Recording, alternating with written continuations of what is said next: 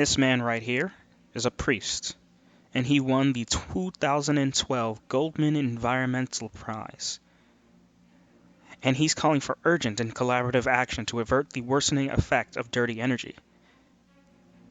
He spoke at an international gathering in Chicago and said voices of faith should be part of the campaigns in framing the agenda for collaborative action. He emphasized the challenge for ecological conversion in energy policy to protect and sustain the common home, and says the Catholic Church has been very slow and somehow ambivalent in responding to ecological problems.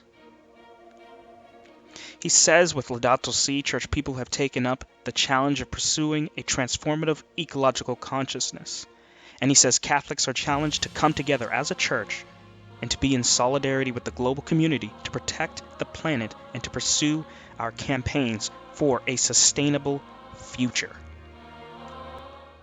Climate. Pope appeals to local churches to mobilize. He encourages the global Catholic climate movement. On February 1st, 2017, the Pope appealed to local churches to mobilize for the protection of the planet. In the course of the general audience in the Vatican's Paul VI Hall, he greeted the delegation of the Global Catholic Climate Movement, GCCM. The objective of the movement is notably to sensitize Catholics through its networks to promote ecological conversion towards a low-carbon society and to require leaders to engage in ambitious climatic action. What is ecological conversion? On December 2nd, 2015, in an article called Our Common Home, Times of Malta writer Emmanuel writes this: ecological conversion also means dealing with time differently, both as an individual and as a society. We need to rediscover the rhythm of time, the alternation between work and rest, with Sunday as the commonly shared weekly day of rest. In other words, Pope Francis and Edwin Garrigues are calling for global mobilization of Catholics to enforce global Sunday laws.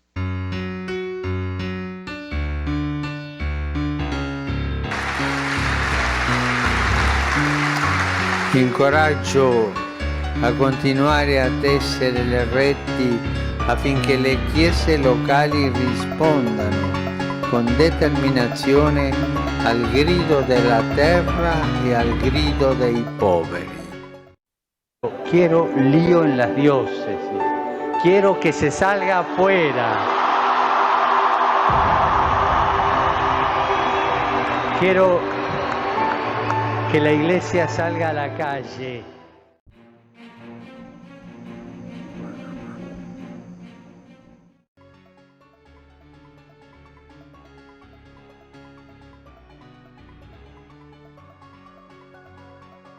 This is the Catholic Climate Covenant's petition to President Donald Trump, and in it states, as you take office, we urge you to demonstrate bold leadership in addressing the climate crisis by honoring the Paris Agreement, contributing to the Green Climate Fund, and implementing the Clean Power Plan.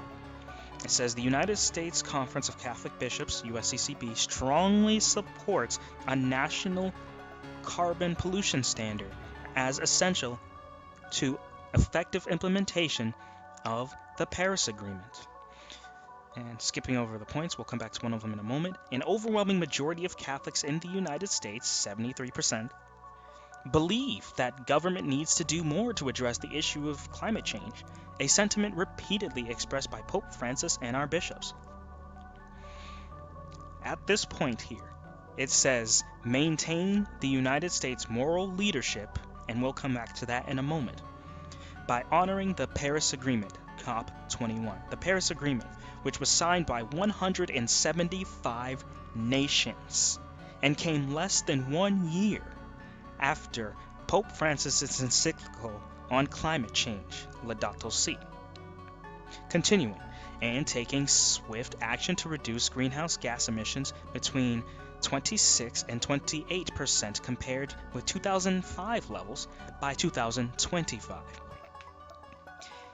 And what do you suppose is their end game? To reduce greenhouse gas emissions. Slow Sunday, the simple solution to global warming. Indian activist Satish Kumar wrote in his article, "We cannot wait until governments are enlightened enough to legislate and cap the carbon emissions. Matters are urgent. We have to act now without any delay."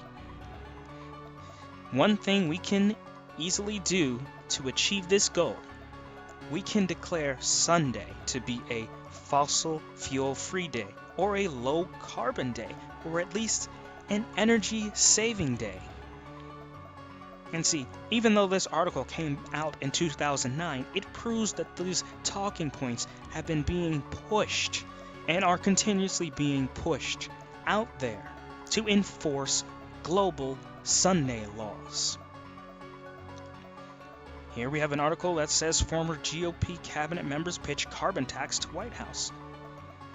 And it says a group of Republican former cabinet members hope to persuade the Trump administration to act on climate change with a proposal to impose a carbon tax and dividend system. Hastert said Republican lawmakers have expressed interest behind the scenes in finding a proposal on climate change. And it has to be the Republican right that is pushing forth this carbon tax, because the Democratic left is already behind the climate change issue. And if you can get the Republican right to come out and to push for this, they can join together with the Democratic left, just like 175 nations joined together in December 21st, COP21 Paris Agreement. Climate change will be seen and is being taught as a moral issue. And it has to be taught as a moral issue so that people can bring out God's 10 commandments, the moral law of God. And there, Catholic officials and Catholic people will convince others, Protestants, etc., to go forward and enforce Sunday laws, first in the United States of America and then the rest of the world. In this article here, it says Catholic conferences provide a voice for the church at state capitals.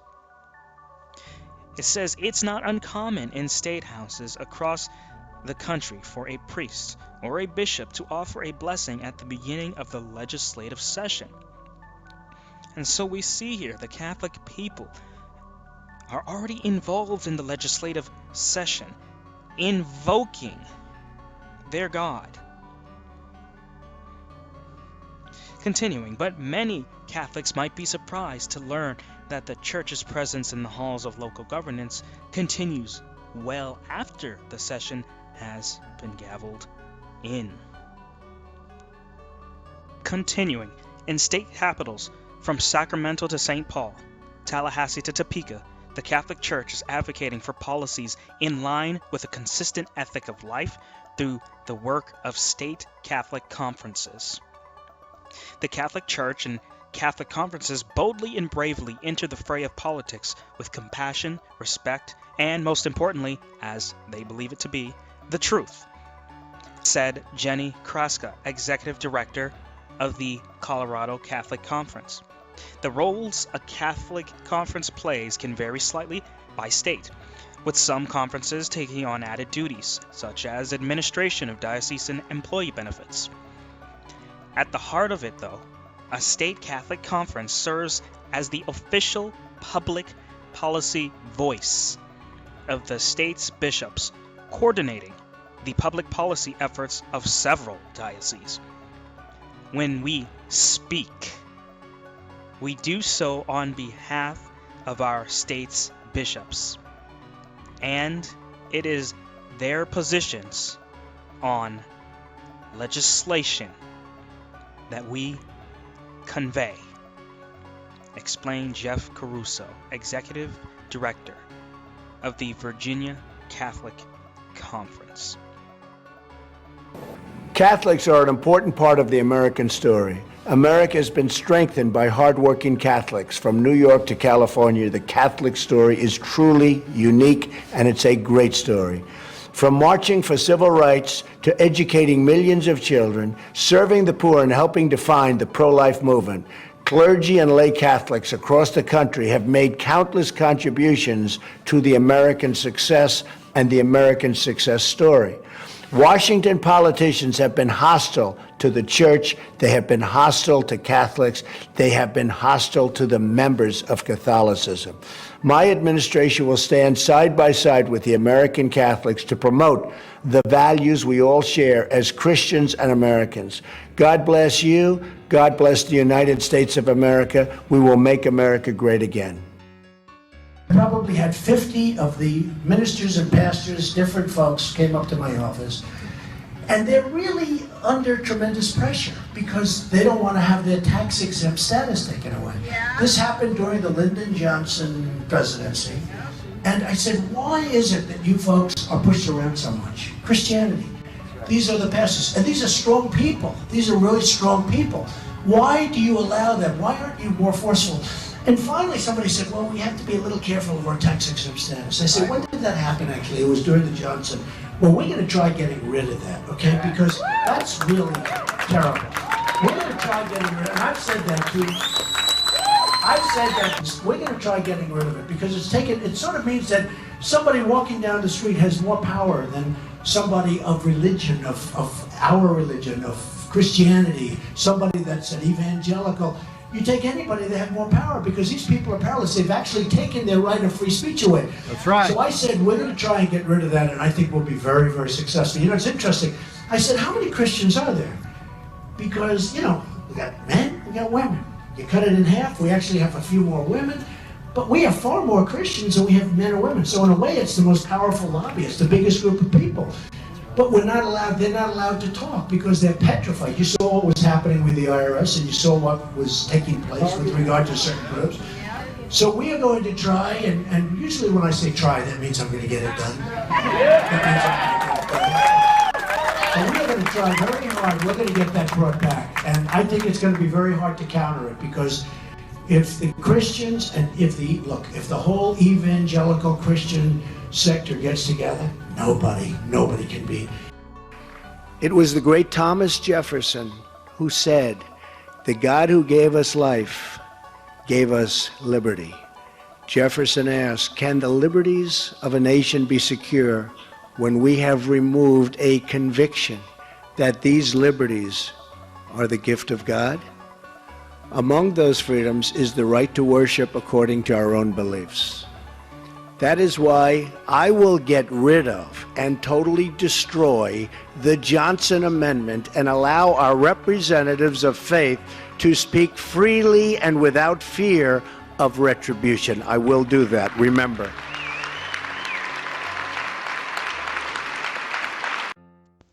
Donald Trump is not going to completely eradicate the Johnson Amendment. While the Johnson Amendment does censor churches, it also gives churches the ability to lobby law. And Donald Trump was speaking that Christians are the most powerful lobbyist group because they have the largest numbers. He is not going to remove that portion. They need that portion to be able to enforce the global Sunday laws that are going to be coming first to America and then to the rest of this earth. This article says, what does Judge Gorsuch's church believe about climate change, abortion, and homosexuality? And it speaks how Judge Neil Gorsuch is President Trump's choice to replace the late Antonin Scalia on the Supreme Court. And his family has been sitting under the ministry of this woman, Susan Springer, who is blasphemously titled as a reverend, and pastors at St. John's Episcopal Church in Boulder, Colorado. Never mind that that's not biblical in and of itself as well. But the denomination is liberal on many social issues, including abortion, same-sex marriage, and climate change. This article here, can a children's lawsuit force action on climate change?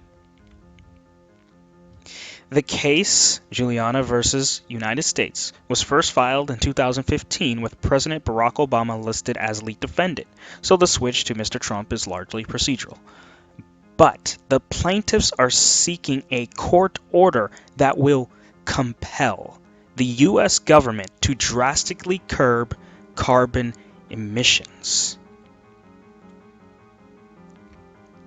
This marks the latest shift in a years-long legal campaign that aims to move beyond political inaction on climate change by establishing a constitutional right to a stable planet.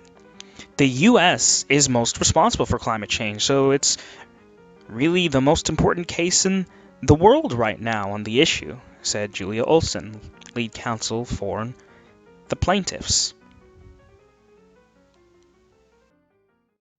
So I have a question.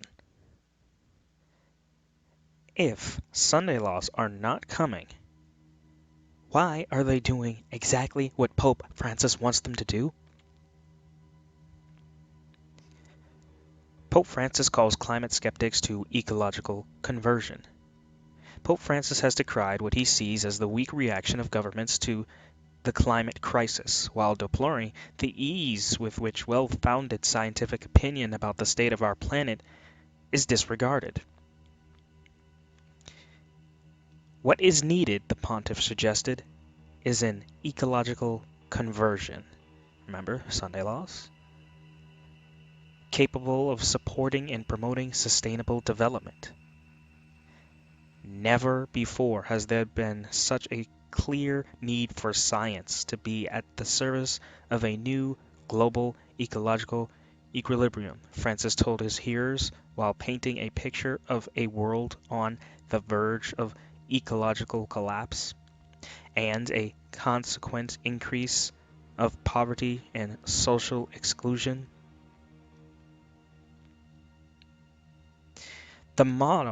This model must not remain at the level of theory or mere voluntary association, he added, but should be compulsory and binding. Revelation 13 talks about speaking, legislating laws, causing, enforcing laws, or making something compulsory. In another article we have here, an ecological conversion called by God and scientists in the cloud forest. Listen to this. She says, Frank and I danced with small talk for a bit, and then I got down to it. I asked Frank which programs he recommended. How do I live out these next 20 years or so, really making an impact for our world? I asked. He paused for a long time and looked at me. I have been studying these things for more than 30 years. The science about what you are seeing in our forests, oceans, and climate is not new. We have known the problems for decades, and the scientific communities even know many of the solutions. We have been talking about them, teaching about them, writing about them, screaming about them, and people are not listening. We don't need more scientists. What do they need? She continues. He leaned in over his mug of locally grown coffee. Don't leave the church. We need you. We need the church. Please help us from within your own community. Contrary to what that scientist said, Revelation 18 verses 4 and 5 say, "And I heard another voice from heaven saying, Come out of her, my people, that ye be not partakers of her sins, and that ye receive not of her plagues. For her sins have reached unto heaven, and God hath remembered her iniquities." If you are interested in sharing the gospel of the kingdom of God, including the third angel's message found in Revelation 14, please contact us through one of these sites. Thank you for watching. God bless.